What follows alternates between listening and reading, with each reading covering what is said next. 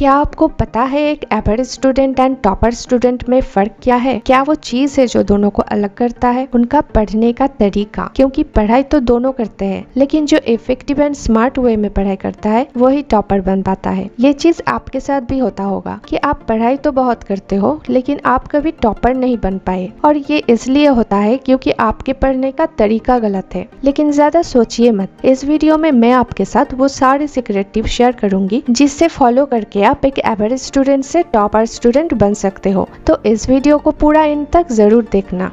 Number 1, 80-20% principle. जिंदगी में top करना है या लाइफ की किसी भी एस्पेक्ट में सक्सेस पाना है, हर जगह पे ये 80-20% प्रिंसिपल काम करेगा। यानी कि 80% outcomes comes from 20% of hard work. असल में पढ़ते तो आप बहुत हो लेकिन सही चीजों पे फोकस नहीं करते हो। यानी एग्जाम में किस टाइप का क्वेश्चन आएगा, कौन कौन सी चैप्टर्स इम्पोर्टेंट है या पैटर्न कैसा होगा, उसे ना समझ के ही आप पढ़े जाते हो। क्या पढ़ना है ये तो सबको मालूम है, लेकिन क्या छोड़ना है ये कम लोगों को ही पता होता है। जो एवरेज स्टूडेंट होते हैं वो ऐसे 80% कंटेंट पे फोकस करते हैं जिसे उसको सिर्फ 20% का क्वेश्चन आएगा एग्जाम में, और वो ज्यादा मार्क्स नहीं ला पाएगा। लेकिन जो टॉपर होते हैं वो उस 20% कंटेंट पे फोकस करते हैं जिसे 80% तक का क्वेश्चन आएगा और वो ज्यादा मार्क्स ले आएगा। तो अब आप जानना चाहते हो कि ये 20% कंटेंट जो एग्जाम में आएगा ही और जो एग्जाम बोर्ड के लिए भी इम्पोर्टेंट है, वो आप कहाँ से जान पाओगे? तो इसके लिए आप प्रीवियस ईयर्स की क्वेश्चन पेपर्स को फॉलो करो, उसे अच्छे से एनालिसिस करो। देखो कि किस टाइप का क्वेश्चन आया था प्रीवियस ईयर्स में, किस टाइप का क्वेश्चन रिपीट हो रहा है। आपको एक पैटर्न समझ में आएगा। आप देखोगे कि जो क्वेश्चन 2020 में आया था वही क्वेश्चन या उसी टाइप का क्वेश्चन 2022 में भी आया है। तो आप इस पैटर्न से समझ पाओगे कि कौन कौन सी चैप्टर को आपको ज्यादा पढ़ना है ज्यादा मार्क्स पाने के लिए। या फिर आप आपकी टीचर से भी क्वेश्चन पूछ सकते हो कि कौन कौन सी चैप्टर्स या क्वेश्चन इम्पोर्टेंट है। इससे आपको एक क्लैरिटी मिलेगी कि कौन सी चैप्टर्स आपको आगे पढ़ के खत्म करना है और जो लेस इम्पोर्टेंट है उसके ऊपर बाद में फोकस करना है।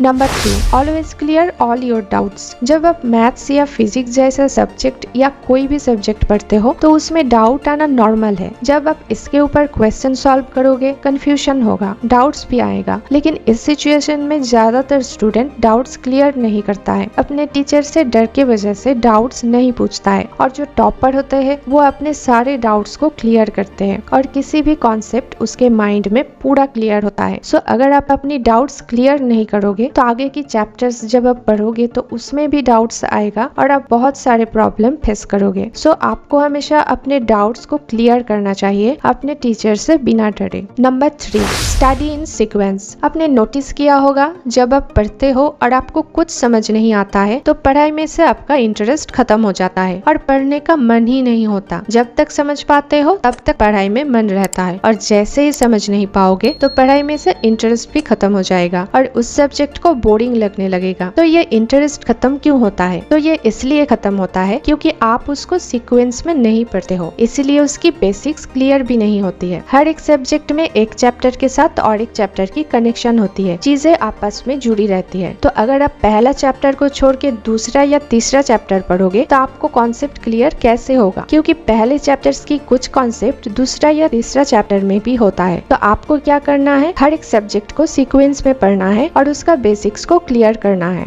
Number 4, make short notes. ऐसे कुछ स्टूडेंट होते हैं जो अच्छे प्रिपरेशन करने के बाद भी, सिलेबस को पूरा कंप्लीट करने के बाद भी बोर्ड एग्जाम में अच्छा स्कोर नहीं कर पाते हैं। और ये क्यों होता है? क्योंकि वो ठीक तरीके से अपने सिलेबस को रिवाइज नहीं कर पाते हैं। रिवीजन मस्ट है। अगर आपको अच्छे स्कोर करना है तो आपको सब कुछ अच्छे से रिवीजन करके जाना है एग्जाम में, ताकि आप सारे आंसर दे पाओ और अच्छे स्कोर कर पाओ। सो आपको इसके लिए मल्टीपल टाइम्स रिवीजन करना है, और ये तभी पॉसिबल हो सकता है जब आप शॉर्ट नोट्स क्रिएट करोगे। यानी पूरे चैप्टर्स को समराइज करके कम वर्ड्स में नोट्स लिखो, ताकि आपको रिवीजन करने की टाइम पूरा चैप्टर को पढ़ने की जरूरत ना हो। इससे आपका टाइम मैनेज भी होगा और आप सब कुछ रिवाइज भी कर पाओगे। तो अगर आपको अच्छा स्कोर करना है एग्जाम में तो अभी से नोट बनाना शुरू कर दो।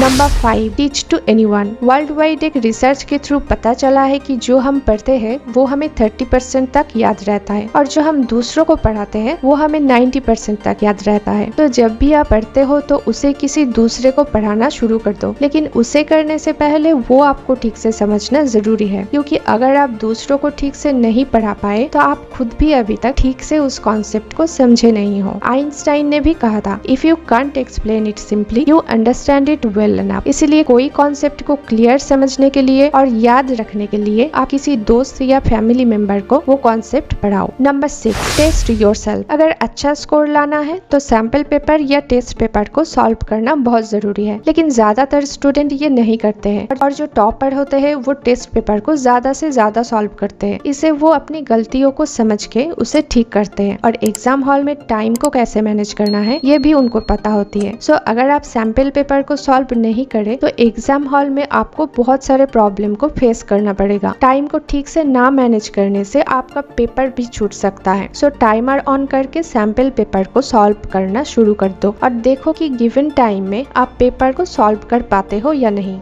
Number 7, consistency. टॉपर बनने के लिए या एग्जाम में अच्छे स्कोर करने के लिए पढ़ाई में कंसिस्टेंसी मेंटेन करना बहुत जरूरी है। अगर कोई स्टूडेंट 4 घंटा पढ़ता है डेली कंसिस्टेंसी के साथ और एक स्टूडेंट 8 घंटा पढ़ता है लेकिन कंसिस्टेंट नहीं है, जब मन किया पढ़ लिया, 2 दिन बाद पढ़ लिया, तो कौन ज्यादा स्कोर करेगा? ऑब्वियसली जो रोज कंसिस्टेंसी के साथ पढ़ता है वो। तो कंसिस्टेंट रहने से आप फोकस्ड रहोगे अपने पढ़ाई में और अच्छा स्कोर कर पाओगे। सो दोस्तों, इन सब सीक्रेट टिप्स को फॉलो करिए एग्जाम में अगर मार्क्स अच्छे लाने हैं तो। इस वीडियो को यहीं पे एंड करते हैं। अगर वीडियो अच्छी लगी तो वीडियो को लाइक करना और चैनल को सब्सक्राइब करके बेल नोटिफिकेशन को जरूर दबाना। मैं मिलती हूँ नेक्स्ट वीडियो में, तब तक के लिए टेक केयर एंड